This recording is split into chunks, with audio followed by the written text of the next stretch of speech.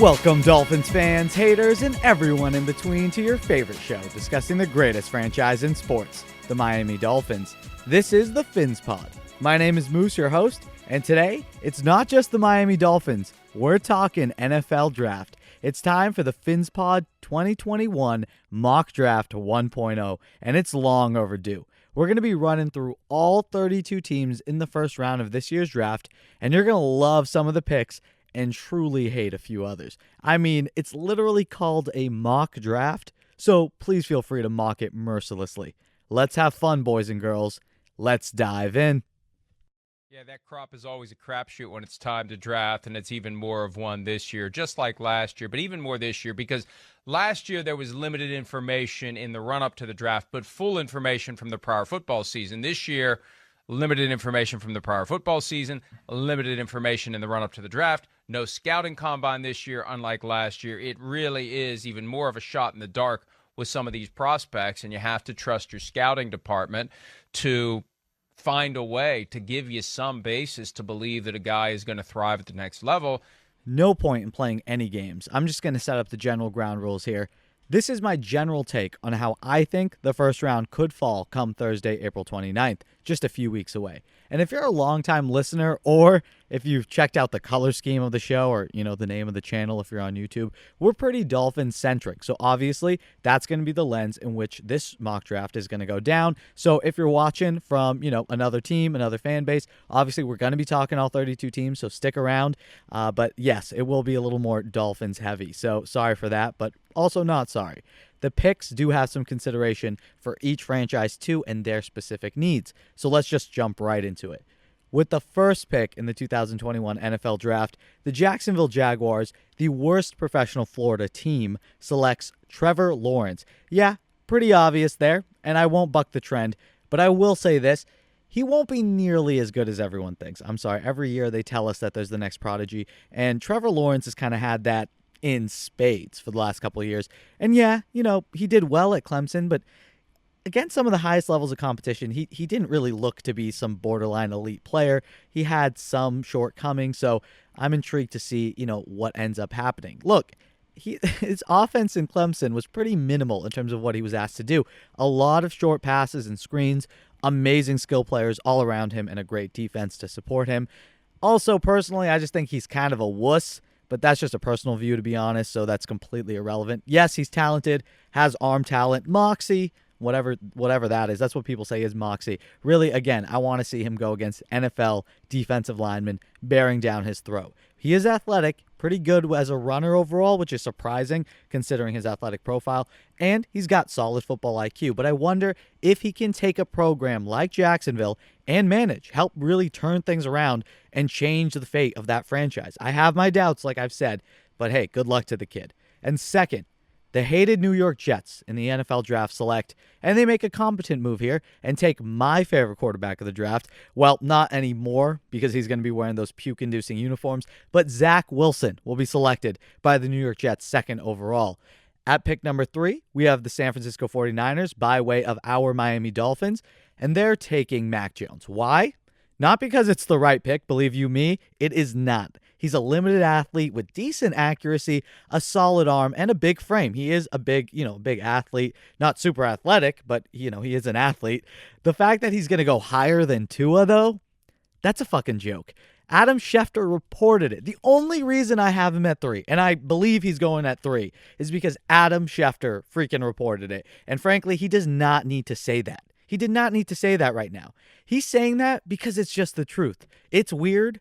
I hate it. Mac Jones going 3rd overall. I would think Trey Lance, even Justin Fields, would be far better here, but whatever. Shanahan can make his bed, and we'll see how it turns out for that franchise. And hey, maybe he can make a guy like Mac Jones work. I mean, he did it with Kirk Cousins, and Jones has a higher ceiling than that, in my opinion, but I don't think he's a Matt Ryan type. So that high-flying offense with the Falcons that Shanahan was in charge of, I don't really know if you can replicate that with Mac Jones, but I think that's really what he's going for. Sort of a smart, competent passer who's not going to make mistakes and will pass the ball quickly, immediately, and know exactly where to put it too. So, look, I just don't really see the vision fully. I think they'd be better off with a more mobile quarterback. But again, Schefter reported it, so we got to believe it. But hey, San Fran, thank you for the picks.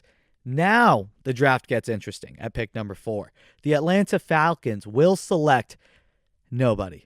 Instead, I believe there's going to be a trade here. Now, of course, you could argue that they should take a quarterback. You would say, hey, you're not going to want to pick that high again. Matt Ryan's getting old. You should probably take a quarterback. But like we've said on the pod before, when you draft a quarterback, the timer starts ticking for you as a coach, as a general manager. The Falcons have a new regime in. So why? Why would they start the timer right now when they could assess their roster, sort of establish their program with a competent veteran quarterback who's still under contract? So why not sort of see where things stand?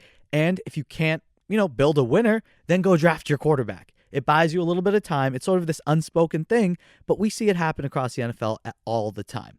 So at pick number 4, I don't think they're going to take a quarterback. I think there's going to be a trade. And no, not with the Denver Broncos. I am sorry, Dolphins Nation. Trust me, I am sorry for this. But with the New England Patriots, who will jump from pick 15 and swap with the Falcons to move up to 4. And at 4, the Pats will take their developmental quarterback behind Cam Newton. And this may be a surprise, but the Pats will take Trey Lance. And I get it. Fields has played at a higher level, more competition, not, at the FCS level like Trey Lance has at North Dakota State. But hey, Carson Wentz also went to North Dakota State and showed some MVP caliber promise. So I don't really think that argument's really fair. And Fields, look, as an athlete, Fields has great athletic traits, and he balled out in some games with Ohio State against some solid competition. But if you watch the film, right, against some of the better defenses, more complex defenses, I'm sorry, but he's nothing special. Fields will need a little bit of time, like all quarterbacks, but I think him more so than others, to learn how to process defenses, which again is fine. And if the Patriots took him here at 4, if they do move up with the Falcons from 15 and they do take Fields, I think they could make that work. They could develop him too. But to be honest, Trey Lance can do everything that Fields can and more. Higher ceiling. And we're assuming that the Pats want to roll with Newton and then groom a guy behind him to take over. So in that case, I just think Trey Lance is that guy for the Patriots because of that potential. They haven't had a quarterback like that, frankly, ever. So I know this is extremely un-Patriot-like, and it's weird. I honestly half think that there's like no way in hell that this can even happen. But I never thought that they would splurge in free agency the way that they did either. And I smell something up in Foxborough. I don't know what it is. Could be desperation. I don't know. A big spending spree in free agency, something we've never really seen from New England ever before in the Bill Belichick era. Look, Bill just saw his ex win a damn Super Bowl, and now he's feeling the heat. Obviously from the public, from his haters. I'll be the first one in line, Bill. And he signs Jonnu Smith, Jalen Mills, Hunter Henry, Nelson Aguilar, Kendrick Bourne, our boy Devon Godchow, not anymore. We'll take Adam Butler, thank you. And more players in free agency.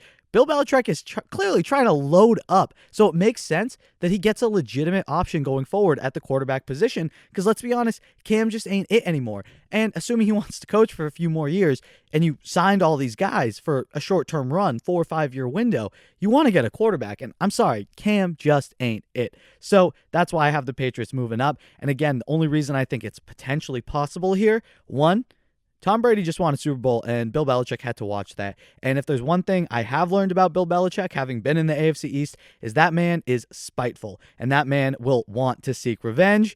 So, I mean, we've seen unpatriot-like behavior already with free agency, so it wouldn't be surprising if they do something a little drastic come draft time.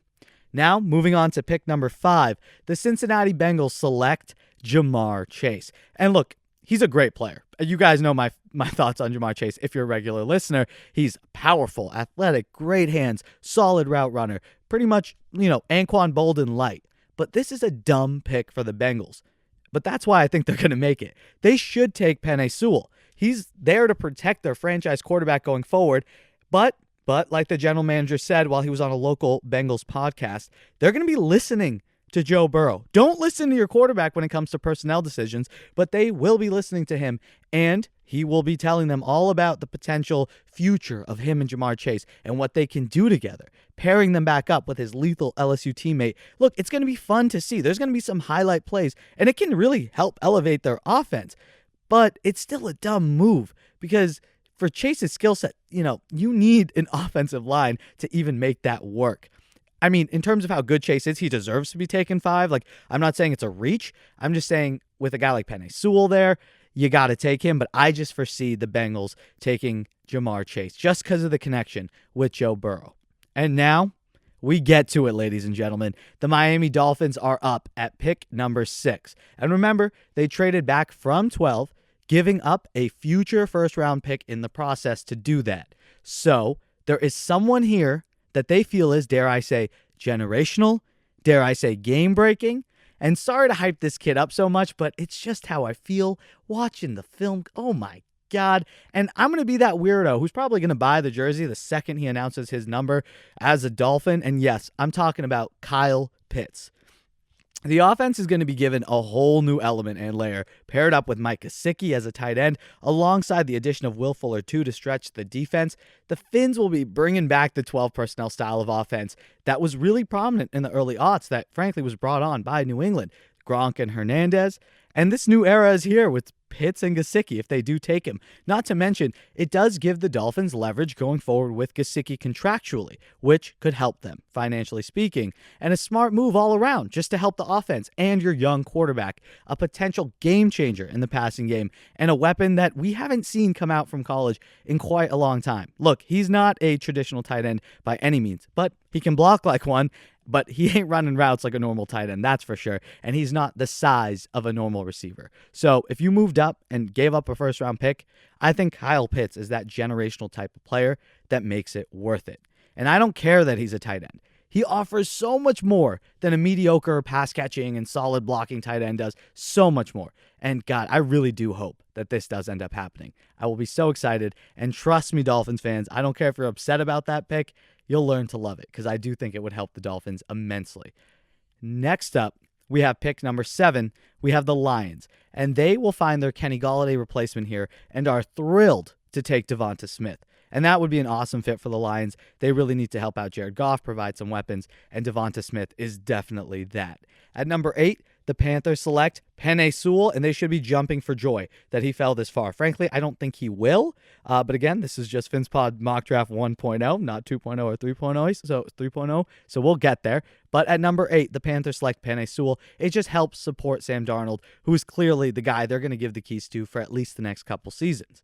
At pick number 9, the Broncos are very happy themselves because Justin Fields has fallen. Now, this could equally be Trey Lance who falls in this situation, but I think the Broncos need to take the replacement for Drew Lock. Again, Lock was a second-round pick, so they're not really tethered to him the same way a lot of franchises are with their first-round quarterbacks, and he really regressed it and kind of showed a potential ceiling. As much as I love him and the way he plays, it's a lot of fun, and he showed so much promise, and he looked damn good against the Dolphins this season, but I just think at this point, if Fields is there, you got to take him, especially at 9. Pick number 10, the Cowboys take Patrick Surtain II, corner from Alabama. And look, they just need help in their secondary. And Surtain, son of a legend, Patrick Surtain I, Dolphins great. He's going to be a stud at the next level. That's clear. He's able to play press. He's able to play zone. He's fast. He's quick. He's able to attack the ball. He's got good ball hawking ability. It's an easy pick at number 10 for the Cowboys. At pick number 11, this is going to be an NFC East run here. We got the Eagles coming up next too. But at pick number 11, the Giants select Micah Parsons, linebacker from Penn State, who used to be kind of mocked in the top 5, top 6, and he still could go that high. I think in the court of public opinion, his value has really fallen ever since, he's kind of come out that he's an asshole from all accounts. But it's not the worst thing for your inside linebacker to have anger issues, I suppose. You just hope that he isn't like a tumor in your locker room. He had a lot of hazing allegations and a lot of bullying rumors associated with him going all the way back to high school. And if true, based on what a lot of those kids were saying, he's just a tool. And even though, yes, it's a linebacker and it's football, bad karma, man, bad energy. So I wouldn't be opposed to not getting a psycho douchebag on your team just to keep the vibes good and keep the chemistry rolling. At pick number 12, so we can go to the Giants at pick number 11. They should be happy with him. I mean, he's probably going to be good. And again, he's an inside linebacker. So if you're a little unhinged, that's not the worst thing. At pick number 12, the Eagles, who traded back with the Dolphins, are thrilled because they get a pretty damn good receiving option who would have been a very equally viable pick at number 6, Jaylen Waddle from Alabama, receiver. And look, they're going to try again. But unlike last year at the receiver position, unlike last year with Jalen Reagor, they're going to find this other Jaylen, a better one too in Waddle, and it's a solid pickup for them. He can do it all. He can really help their offense play on the outside, on the inside, be a versatile piece for them, and a great asset for the other Jaylen Hurts, who played with Waddle as well at Bama. At 13, the Los Angeles Chargers select Christian Darrisaw, offensive tackle from Virginia Tech. Look, Herbert showed out last season. He showed he can really develop and become a top 10, top 5 quarterback consistently over time if, he doesn't regress and defenses aren't able to sort of figure him out and learn, potential weaknesses. But he didn't show a ton last season in terms of weaknesses. So that's obviously great to see. So protect him. So grabbing a guy like Christian Darrisaw there is the smart move. There isn't really a necessary skill player there. And obviously they could go defense there as well. But I think protecting Herbert is the smarter move. At pick number 14, the Vikings select Azeez Ojulari, defensive end from Georgia. Ojulari, raw, explosive prospect, and honestly, the Vikings just need a pass rusher to help alongside Danielle Hunter. Ojulari has some freaky raw tools, which, if molded right, could be lethal on the edge. And, if he was able to fall down to Miami, we'll get to Miami's pick, but I would love to take Azeez Ojulari at 18, but I think he'll be taken before Miami selects at 18. At pick 15, the Atlanta Falcons via the Patriots. Remember, in this version of the mock, we have the Patriots trading up from 15 to 4. So the Falcons move back to 15 and select Christian Barmore, defensive tackle from Alabama. Listen, not a sexy pick, but the Falcons will have acquired some solid capital in the trade back in this case. They'll hopefully probably have gotten a future first-round pick along with a few other picks as well. So they get to nab, in my eyes, a top 10 player with Christian Barmore. And look, for a man of his size and stature, he is way too fast and athletic and agile and nimble and just able to, do stunts and go up against offensive tackles on the edge at like 300 plus pounds. It's crazy. It's wild. And he can immediately help that defense from day one. At pick 16, the Cardinals select Jaycee Horn, corner from South Carolina. They need to replace Patrick Peterson, and Horn is a physical corner. And frankly, he kind of compares favorably to Peterson. If you're talking about what's his ceiling, who could he potentially become, he's not going to be Patrick Peterson. You don't find those guys often, but that's sort of that favorable comparison for him. Obviously, he's not nearly as refined either. He has those traits, and he can be a really great press corner at the next level. At pick number 17, the Raiders select Gregory Rousseau, defensive end from Miami. And look, Mike Mayock loves his athletes, and Rousseau is definitely that, a freak athlete. Look, they swung and missed with Clelin Ferrell a couple years ago. They took him way too high. Most people didn't have Clelin Ferrell being a top 5 pick, so the fact that the Raiders did that was already head-scratching, and it clearly hasn't worked. He hasn't panned out. So they need more help on defense. And I think Gruden and Mayock will fall in love with Rousseau's potential, and for that reason, they're going to take him. Even though on film, he still needs some refinement, right? You saw that. The flashes were there. And if Rousseau is able to develop those tools and become, what he can be, what his ceiling is, then that is a great pick for the Raiders too and will immediately help them out. But again, that's the reason I'm sort of taking Rousseau for the Raiders there. Try saying that 3 times fast. But the reason for that is because I think Gruden and Mayock will really find his athletic profile appealing and too hard to pass up. And that's where we come in at pick number 18. And thank you very much, Mike Mayock, because I believe that this next guy who's about to become a Dolphin is going to be the better pro between the two Hurricane edge defenders. At pick 18, the Dolphins select Jaylen Phillips, defensive end from Miami, a very exciting edge prospect. He can develop behind Emmanuel Ogbah, sort of learn. He's a bit unrefined. He needs to sort of learn more pass rush moves, but he's really strong in the running game. He can really help in run support, and Miami needs players on the edge. And considering that need, he could honestly see significant playing time early on if he does get taken by the Dolphins here. At pick number 19, the football team selects Zaven Collins, a linebacker out of Tulsa. Look, they added some weapons this offseason with Curtis Samuel. Of course, Fitzmagic, but there's no quarterback in terms of a long-term developmental guy worth taking here. So help your old linebacking core and make that front seven even nastier and athletic with Zaven Collins. This would be a really good pickup for Washington. At pick number 20, the Bears select Sam Cosmi, an offensive tackle from Texas. He is a good all-around tackle. He doesn't have many holes in his game whatsoever, but he's just not crazy athletic or like the strongest prospect. He doesn't have one thing that makes him stand out, but he does it all well, and I think that's going to translate pretty favorably at the next level. And that's why I think he's going to be an immediate contributor for the Bears offensive line and give them some hope, potentially, with Andy Dalton at the helm. Pick number 12, the run on linemen continues. The Colts select Liam Eichenberg, offensive tackle from Notre Dame. Similarly, the Colts are going to want to protect their newest investment in Carson Wentz.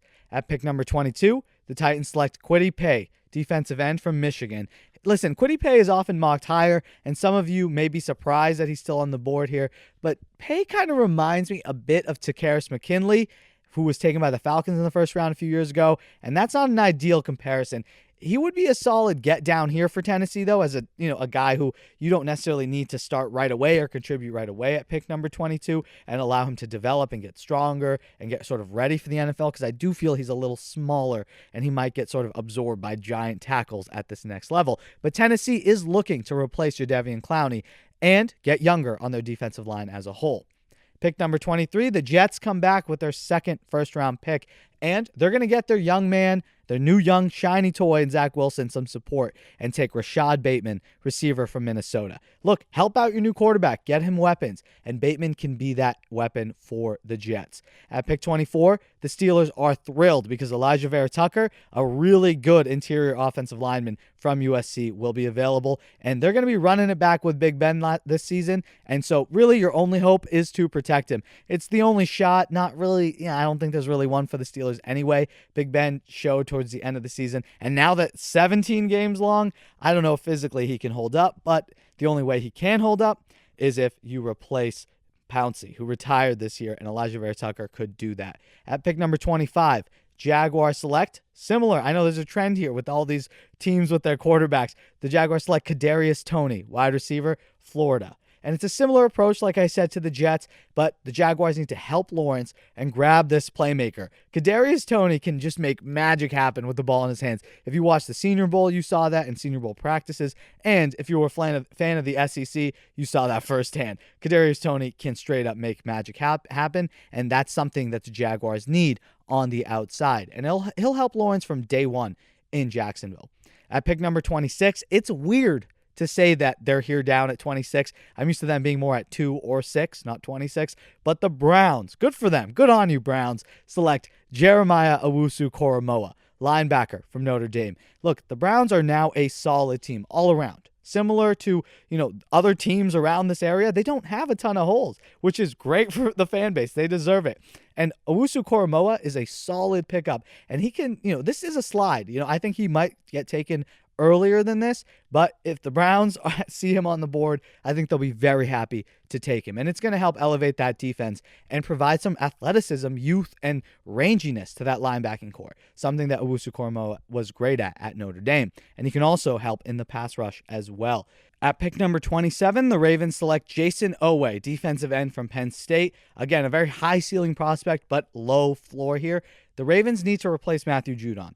And Jayson Oweh could potentially not grow into that defensive end you want at the next level, but he's got a lot of twitchiness and a lot of explosiveness and an amazing first step. So at 27, taking a chance on Oweh would be smart for the Ravens, and I think he would fit in nicely in that defense. At pick 28, the New Orleans Saints select Trevon Moehrig, safety from TCU. And look, the Saints need help in their secondary overall. Moehrig is a high caliber safety, hard-hitting, good in run support and in coverage, and he can help the back end of the New Orleans defense from day one. Pick number 29, the Packers select Elijah Moore, wide receiver from Ole Miss. Moore is explosive, electric, and finally, the Packers are going to help out Aaron Rodgers, but it just may be too little too late. At pick 30, the hated Bills select Travis Etienne, running back from Clemson. And I know some of you may be thinking, before Najee Harris? Are you crazy, Moose? Look, running backs are not high value. I believe that. You do not need to take one in the first round. And this overall is a pretty decent class. Not super deep, but you can find guys in the second round who can contribute. So I wouldn't really expect a run on running backs, see what I did there, in the first round. ETN, just in terms of a player and a prospect, fits more of what the Bills need offensively right now. He can help in the passing game. He's more electric, someone you want to dump it off to. And yes, Najee Harris can do that as well, but the Bills already have more of a power run game with Montgomery. I think ETN would complement that backfield very, very well. At pick number 31, the Chiefs select Dylan Radins, offensive tackle from North Dakota State. And look, nothing more needs to be said here. the Chiefs need a whole new freaking offensive line, and it could be what brings them back to the pack. No matter how good Mahomes is, if their offensive line is not good next season, they're going to struggle in some games, and that's good for the Dolphins and the rest of the AFC, who is trying to climb back up and try to get to that level that Mahomes has brought the Chiefs to. So Radins is a smart pick here, if not another offensive tackle, but definitely expect a lineman at pick number 31. And wrapping it up, the defending Super Bowl champions, Tampa Bay Buccaneers, select Ronnie Perkins, defensive end from Oklahoma. Raw, powerful guy. I recommend watching some highlights. There's some exciting film with Perkins. He's got high ceiling, but again, low floor. That's the type of player he is. If things don't work out, like Charles Harris, they will not work out. But the Bucs can afford to take this chance. And if it hits, that's amazing for them. They can replace Shaq Barrett in the future and get younger on the defense and cheaper on the defense. And damn, they could be right back. If he comes out and explodes, for example, next season at 32, the Bucs are able to find some contributing force on defense, then they might be right back in the big game next season. So there you have it, guys. The first edition of the PhinsPod mock draft. I hope you guys enjoyed it. We're going to have a few more versions before it's all said and done, but I hope this list did enough to intrigue you, excite you for the draft a little bit, or at the very least, piss you off. I just don't want you not finding this mock believable and feeling like there were ridiculous picks. If you feel like I'm an idiot and you disagree with any of the picks I did, please let me know in the comments below if you're watching on YouTube, and be sure to follow us on all social media platforms at PhinsPod to stay up to date with all of our draft coverage. And see what happens. With the 5th pick in the 2020 NFL Draft, the Miami Dolphins select Tua Tagovailoa, quarterback, Alabama. Well, there it is, which means for the first time since Kellen Moore, who is now the Cowboys offensive coordinator, threw a pass, we're going to have a left-hander who's going to throw a pass in the NFL. I'd like to end today's show in honor of a fellow Dolphins fan. Tragically, Brian Byrne, an active member of the Dolphins community and a lifelong fan, passed away this week. He leaves behind his wife and his beautiful daughter. A GoFundMe has been set up as well to help his family in this time of need, and the proceeds are going to go to help fund Brian's young daughter Cece's college fund. I'll put a link in the description there, so anything you could do to help out in any way, I personally would really appreciate it, as would the entirety of the Dolphins community. Brian really provided so much, really a great follow and amazing content to listen to as a Dolphins fan and read. So although I never had personal interaction, news like this is never good to hear, and it hits a little closer to home, especially when it's one of your own. So rest in peace, Brian.